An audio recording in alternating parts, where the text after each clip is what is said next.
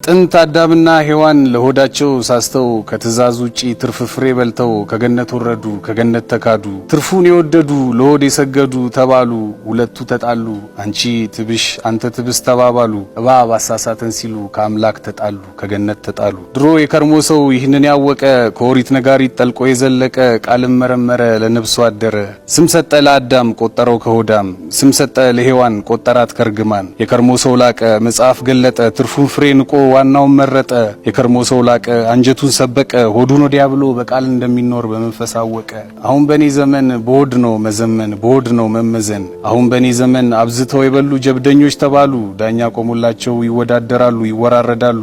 አንበሳው አንበሳው እየተባባሉ ደጋፊ አቁሞ ይሞጋገሳሉ። ጥራዝ ሙሉ ምግብ ባንዴ ይጎርሳሉ። ጥንት ርግማን ነበር ትርፍ ፍሬ ለበላ። ድሮ ቃል ነበር ምግብ አይምሮን ያሰላ።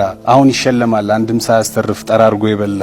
አሁን በኔ ዘመን በሆድ ነው መዘመን በሆድ ነው መመዘን። አሁን በኔ ዘመን ሸሆና ክፍት ነው ትላትል ፍሬ ነው። ሆዳም ያደረገን እባቡም ልዩ ነው። በአሜትም በስጋ ሰው ሳይቀር ምግብ ነው። ስለ ክርስቶስ ብቻ መናገር ክርስትና ከሆነ መስበክ ክርስቶስን ብቻ።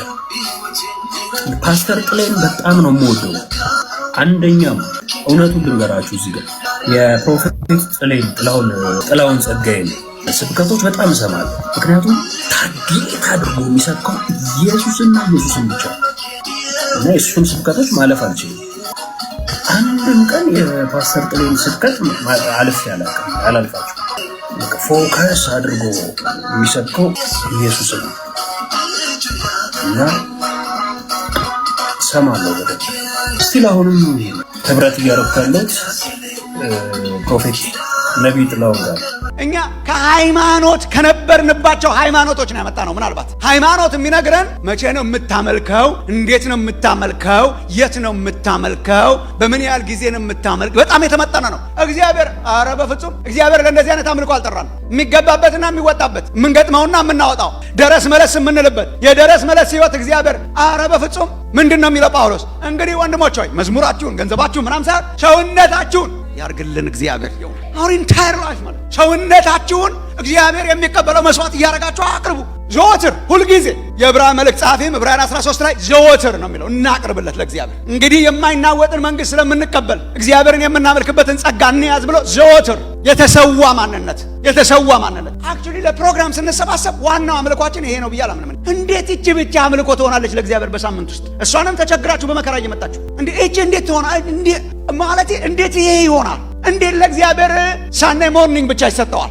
እሷ ብቻ አምልኮ ካለን እኮ ማለት እኮ በጣም ኪሳራ ነው። እኛ እንዲያውም እዚህ የምንሰባሰበው ሞር ሳምንቱን ሙሉ ለማምለክ ለመነቃቃት ነው፣ ለአምልኮ ለመዘጋጀት ነው። ሲሪየስሊ ነው የማምነው ይሄን። ለአምልኮ ለመዘጋጀት ለአምልኮ ለመታጠቅ እግዚአብሔርን ለማምለክ ከዚህ በኋላ ባለን ከሰኞ እስከሚመጣው ሳምንት ድረስ እግዚአብሔርን በሁለንተና ለማክበር ሰውነታችን ለእግዚአብሔር የተሰዋ እንዲሆን እግዚአብሔርን ለማክበር እንሄድና ተነቃቅተን እንወጣለን። የሚቀጥለው ሳምንት ስንመጣ ደግሞ በብዙ ምስጋና እንመለሳለን። ስንሰባሰብ እንነቃቃለን። አምልኮ እዚያ ማዶ ነው ብዬ ነው የማምነው። አምልኮ እዛ ማዶ፣ አምልኮ ቤት ውስጥ ነው። አምልኮ መስሪያ ቤት ውስጥ ነው። አምልኮ በጎዳና ላይ ነው። አምልኮ መኪና ስትነዱ ነው። አምልኮ በህይወታችን ነው። አምልኮ ከልጆቻችን ጋር ባለ ኢንተራክሽን ነው እንጂ ቸርች ስንመጣ የምንገጥመው አምልኮ አይደለም።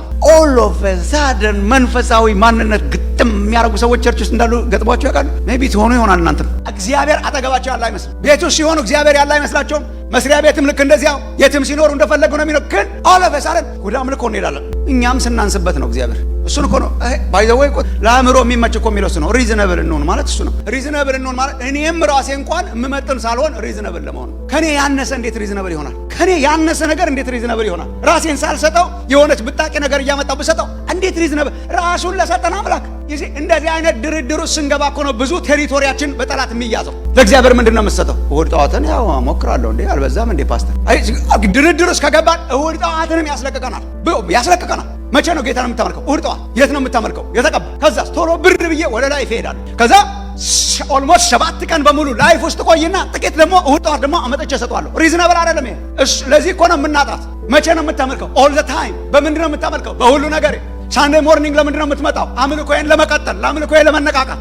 ሁለንተናችን ለእግዚአብሔር ነው ወገኖቼ፣ ሁለንተናችን ለእግዚአብሔር።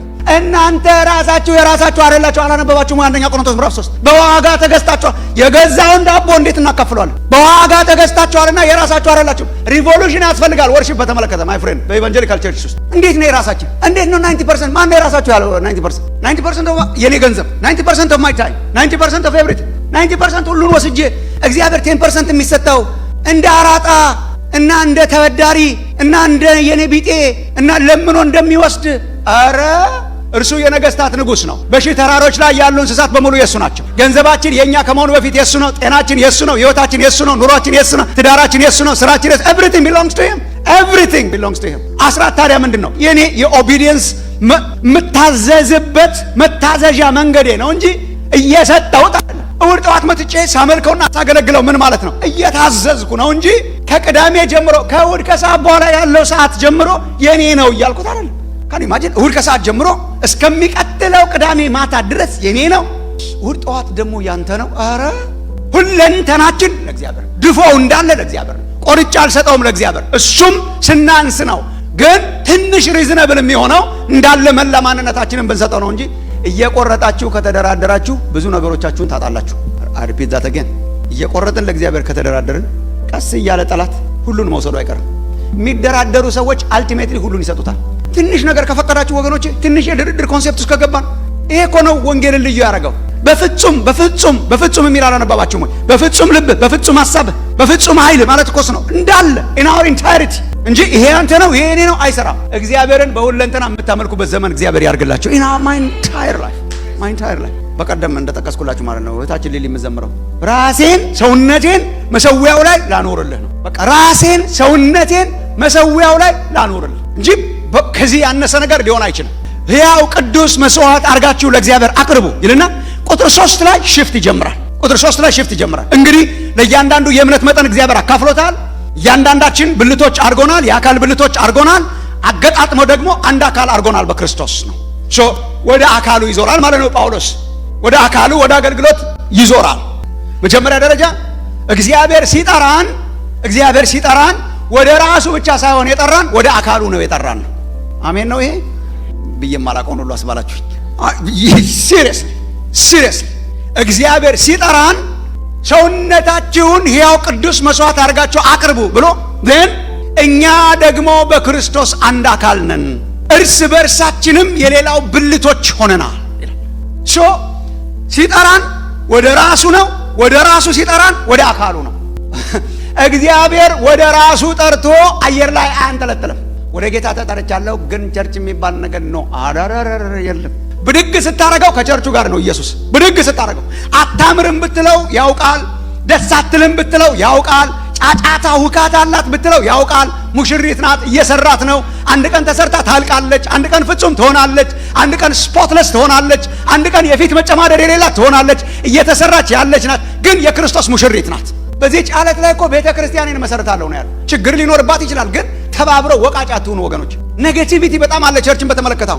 ኔጌቲቪቲ ሰይጣን በጣም ብዙዎችን ከቸርች ያራቃቸው ኔጌቲቪቲ በመስጠት ነው። ኔጌቲቭ ነገር ሞልቷላ። ደስ የሚል የኮንስትራክሽን ሳይት እስቲ አሳዩኝ፣ አትራክቲቭ የሆነ የምትዝናኑበት እየሄድ እስቲ እንሂድና የእናንተ ከተማ አላውቅም፣ ፍሎ አካባቢ የሚሰራው ኮንስትራክሽን ሳይት እስቲ ዘዝናንተን እንምጣ። ምን ይባላል? የኮንስትራክሽን ሳይት እኮ ማለት በተቻለ መጠን በዛ አካባቢ መንዳት የለብህም ማለት ደስ እኮ አይልም። ሜሲ ነው፣ ያውም የእናንተ ሀገር ይሻላል የተሸፋፈነ ምናምን ስለሆነ። የኛ የተራቆተ ነው፣ ኳኳቴው ብዙ ነው፣ አካባቢው አግሊ ነው። የሚፈስ ውሃ አለ፣ ውሃ ይፈልቃል፣ እንትን ይፈሳል፣ የኮንስትራክሽን ማቴሪያል ይፈሳል፣ ድብልቅልቆ የወጣ ነው። እስቲ ልሂድና ጀን ጊዜ ክትጀ ለመዝናናት ልሂድ እኮ አይባልም። ለመዝናናት የምትሄድበት ቦታ አይደለም፣ ለስራ የምትሄድበት ቦታ። ኮንስትራክሽን ሳይት እንደዛ ነው።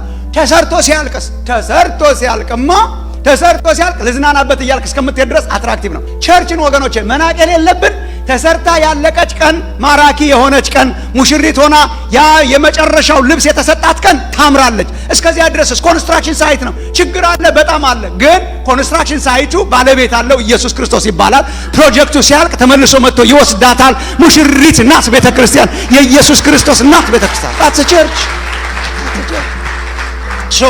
ችግር ላውጣ ብል አለ። አብሶሉትሊ እኛ በመሰራት ላይ ያለን ህንጻ ነን።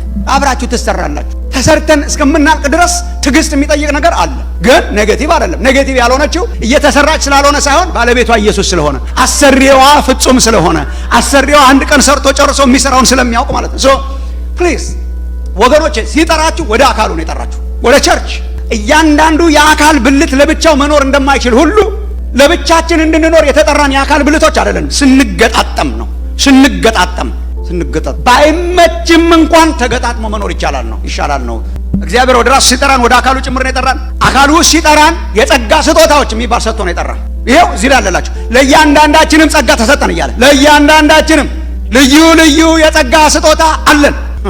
ሰው ሲጠራን እግዚአብሔር ወደ አካሉ ሲጠራን ዋጋ ቢስ ምዕመን የለውም። እግዚአብሔር ተራ ምዕመን የለውም። እግዚአብሔር የለም። ቋንቋ ራሱ የለም እዚህ መጽሐፍ ቅዱስ ላይ የአገልጋይ ክላስና ተራ ምዕመን ክላስ ትላለች። ተራ ምዕመን የለውም እግዚአብሔር። ምንድን ነው ያለው እግዚአብሔር? የጸጋ ስጦታ ካሪዝማቲክ ጊፍት ሰጥቷል እግዚአብሔር ለእያንዳንዱ። አላወቃችሁት ይሆናል እንጂ ለአካሉ የሚጠቅም ካሪዝማ እግዚአብሔር ሰጥቷችሁ። ምንድን ነው ካሪዝማ? ከተፈጥሮ ችሎታችን በላይ የሆነ ትናንት ያየ ነው። ከተፈጥሮ ችሎታችንና ብቃታችን በላይ የሆነ እግዚአብሔር በመንፈስ ቅዱስና በጸጋ የሰጠን እሱ ነው ካሪዝማ። እያንዳንዱ ምዕመን አለው። ሰው ደህንነት ትምህርት ተምሮ ጥምቀት የወሰደ ቀን ሊነገረው የሚገባው በልጸልይ ነው። በልጸልይ ምን ልጸልይ? ምንድነው ድርሻህ በእግዚአብሔር መንግስት ውስጥ? እግዚአብሔር ተጫዋች እና ተመልካች የለውም በቸርች ውስጥ። እግዚአብሔር በቃ አብዛኞቻችን ተመልካች ደህና ነው፣ ይጣፍጣል፣ ስብከቱ ምንም አይልም፣ ዝማሬው ልዩ ነበር፣ እንትኑ ደስ ይላል፣ እንትኑ ደስ አይልም፣ እንትና ጎል አስቆጠረ፣ እንትና ተቆጠረ፣ ዛሬ ማን አገባ ጎል፣ ስንት ጎል አስገባ። ይሄ ተመልካችነት ነው። ለተመልካችነት እግዚአብሔር አልጠራንም። ለምንድን ነው የጠራን? ለተጫዋችነት። we play together። እግዚአብሔር ጸጋ ሰጥቶኛል፣ እግዚአብሔር ጸጋ ሰጥቷቸዋል። አንድ ላይ ሆነን ጌታ እናገለግላለን። ሁላችን አገልጋዮች እንድንሆን የእግዚአብሔር ፈቃድ ነው። ሁላችን ድርሻ እንዲኖረን ታዛቢ እንዳንሆን ነው እግዚአብሔር አስ all of us አንድ ጸጋ ቢያንስ ተሰጥቷቸዋል። አንድ ጸጋ ሳምፕል እፈልጋለሁ ካላችሁ ትናንትና የተዘረዘሩት ናቸው። ትንቢት ቢሆን ምናምን እያለ ይዘረዘር። ትንቢት መስጠት፣ መምከር፣ ማገልገል ናት ናቸው። ሁላችን አገልጋዮች ነን። ሁላችን መሪዎች አይደለንም። ይሄንንም ማስመር በጣም ጥሩ ነው። አንዳንድ ጊዜ ደግሞ ምዕመናን በጣም የሆነ አንዳንድ ቦታ ደግሞ ያለው ችግር ምንድነው? መሪ የሚባል ነገር የለም። እሺ ለሁላችን ጸጋ ስጦታ ተሰጥቷል ነው that doesn't work አይሆን። ለእያንዳንዳችን ጸጋ ተሰጥቷል፣ ግን ጸጋችን የተለያየ ነው።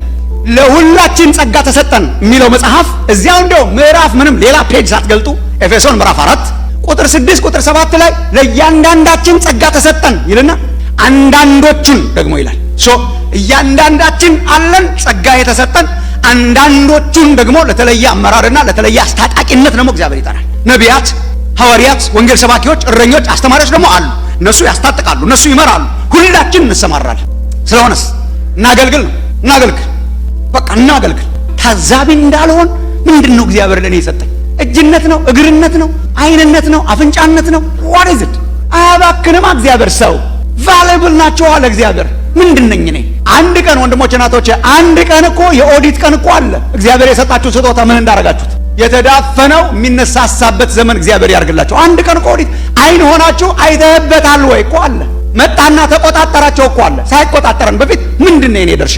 አክቲቭ ሮል መጫወት፣ ቸርች ማግኔቲክ እንድትሆን አክቲቭ ሮል። ምንድነው የኔ ድርሻ? ማጽዳት ነው? መስበክ ነው? ማስተማር ነው? መምከር ነው? ማገልገል ነው? መስጠት ነው? ትናንት ያየናቸው እውቀት ነው? ፈውስ ነው? የት ነው ቢሎንግ ማድረገው? እሷን ማጥራት ያርግላችሁ እግዚአብሔር ነው። በእሷ ማገልገል ትህትና አለ፣ ትጋት አለ። በትህትና አገልግሉ ማለት ከሚገባው በላይ ከአንድ ሰው ሲያገለግል ከሚገባው በላይ ከልኩ በላይ እንዳያስብ፣ እንደ ባለ አእምሮ በትህትና ያስብ። ምን ማለት ነው? እኔን እግዚአብሔር የጠራኝ እችን እንዳረግ ነው። this is one of the gifts። ከሌሎቹ እጠቀማለሁ፣ ሌሎቹን እጠቅማለሁ። የማልጠቅም ባሪያ ነኝ። በጣም አስገራሚ ነው። የጸጋ ስጦታ ጌታ ሰጠኝ። አብሬ ከወንድሞቼ ከእህቶቼ ጋር አገለግላለሁ። አለቀ። የኔ ነው ዋናው። አይዘራም። እግዚአብሔር ኦልሬዲ ዋና መርጧል። እግዚአብሔር እኮ ባይዘወይ ዋና መርጧል። ዋና መሆን አይቻልም። ቸርች ውስጥ ስንት የሃይማኖት ህብረተሰብ በተሰበሰበበት አንድ ጊዜ ሰማይ ከፍቶ የእግዚአብሔር በእርሱ ደስ የሚለኝ የምወደው ልጄ ይህ ነው ብሎ መርጧል። አሁን እኛ በእርሱ ደስ በሚለው በክርስቶስ ስር ሆነን የተለያየ የአካል ብልቶች ሆነን እንድናገለግል ነው የተጠራነው። ትህትና መጽሐፍ ቅዱስ ስለ ጸጋ ስጦታ ሲያወራ አጠገቡ በአብዛኛው ስለ ፍቅር አለ። ስለ ካሪዝማ ሲወራ ላቭ አለ አጠገቡ። አንደኛ ቆሮንቶስ ምዕራፍ 12 የጸጋ ስጦታ ልዩ ልዩ ነው፣ መንፈስ ግን አንድ ነው። ትዝ ይላችኋል። ዝርዝሩ ዘጠኙን የምንላቸው በልሳን መናገር፣ በልሳን የተነገረውን መተርጎም፣ ጥበብን መናገር፣ እውቀትን መናገር የሚሉ ሊስት ማለት ነው። ከዛ በጣም የሚገርማችሁ ምዕራፍ 14 ላይ ሲሄድ እንዴት ኦፐሬት ማድረግ እንዳለባቸው ነው የሚያስተምረው። በጉባኤ ውስጥ እንዴት ኦፐሬት ያርጉ፣ ልሳን፣ ትንቢት፣ የተለያዩ ነገሮች እንዴት ኦፐሬት ያርጉ ኢን ዘ ቦዲ ኦፍ ክራይስት ነው። ግን በመካከል ያስገባው ምዕራፍ 13 እንዴት አርገን በጸጋ እናገልግል የሚለውን ከመናገሩ በፊት ጸጋ ልዩ ልዩ ነው፣ በዚህ መልኩ አገልግሉ ከማለቱ በፊት ከሁሉ የሚበልጠውን የጸጋ ስጦታ ደግሞ አሳያችኋል ይልና ገረት ስናደርግ 13 ላይ ፍቅር ሆኖ ታገኛለህ። ፍቅር ግን ከሌለኝ ከንቱ ነኝ። ታስታውሱ ከሆነ ፍቅር እምነት ቢኖረኝ ያውም ተራራ የሚያፈልስ እምነት ቢኖረኝ ተራራ የሚያፈልስ ልሳን ቢኖረኝ ያውም የመላእክት ትንቢት ብናገር እውቀት ቢኖረኝ ፍቅር ግን ከሌለኝ እንደሚንሸዋሸዋ ጽናጽል ትርጉም አልባ እንደሆነው ከንቱ ነኝ። ተራራ ባፈልስ እምነት በከንቱ ጩኸት፣ እዚህ ጋር ጩኸት አለ፣ እግዚአብሔር ግን አይሰማም። እዚህ ጋር አገልግሎት አለ፣ እግዚአብሔርን በአገልግሎት ብዛት ሳይሆን በፍቅር ብዛት ነው ኢምፕረስ የምታደርጉት። አውት ኦፍ ላቭ ሲሆን ይሄ እኮ በጣም መጽሐፍ ቅዱሳዊ ዶክትሪን ነው። ለምሳሌ እንትና ዮሐንስ የፍቅር ሐዋርያ የሚባለው ቅዱስ ዮሐንስ አንደኛ ዮሐንስ ምዕራፍ 4 ላይ ቁጥር 20 አካባቢ በጣም ኢንትረስቲንግ ሎጂክ ነው የሚያነሳው።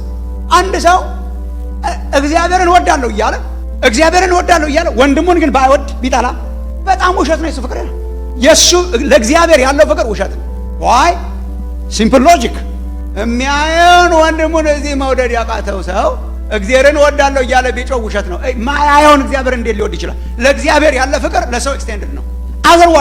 አዘርዋይስ ሰውን ሳንወድ እግዚአብሔርን እወዳለሁ ብለን የምናገለግለው ከንቱ ነው። በፊቱ አይቀበልም፣ እግዚአብሔር አይቀበልም። የመጨረሻዋን ሳንቲም መክፈል ያስፈልጋል። ማቴዎስ 5 የመጨረሻዋን ሂሳብ ማወራረድ ያስፈልጋል። ፍቅር is very important። እየገደልን አምልኮ ሊሆን አይችልም። እየገፈተርን ገፍተር አድርጌ አካባቢውን እወድሃለሁ እጅግ አብዝቼ ብትለው ጉዳይ ከእግዚአብሔር ጋር ነው ምናምን ብለን ገብተን የሆነ ነገር ልንለው ከንቱ። ከፍቅር በስተቀር ዕዳ አይኖርባቸው ወንድሞች እህቶች። ጸጋ ስጦታን ከንቱ ከሚያደርጉ ነገሮች መካከል መሰረታዊው ፍቅር ነው። አሳያችሁ ከቴክስቱ የኔ ሐሳብ እንዳይመስላችሁ። በሉ እንግዲህ ይልና ፍቅራችሁ ያለ ግብዝነት ይሁን ይላል። አንዳንዶችን ላንብብላችሁ። ፍቅራችሁ ያለ ግብዝነት ይሁን። የዚህ ቅጥያ ክፉ ነገር ተጸየፉ፣ ከበጎ ነገር ጋር ተባበሩ፣ በወንድማማች መዋደድ እርስ በርሳችሁ ተዋደዱ፣ እርስ በርሳችሁ ተከባበሩ፣ ቅዱሳንን በሚያስፈልጋቸው እርዱ። ይሄ ነው የታደሰው ሰው። መጀመሪያ ደረጃ እኔ ልቤን የሚሰብረው አንዱ ነገር የወንድማማች መዋደድ የሚለው ነው። በወንድማማች መዋደድ እርስ በርሳችሁ ተዋደዱ። በምን አይነት መዋደድ? በምን አይነት ወንድማማች? የተለያየ አይነት የመዋደድ ምክንያት ሊኖር ይችላል። እዚህ ግን ወንድማማች ማለት ወንድ ክርስቲያኖች ለማለት ሳይሆን ሲብሊንግስ ማለት ነው።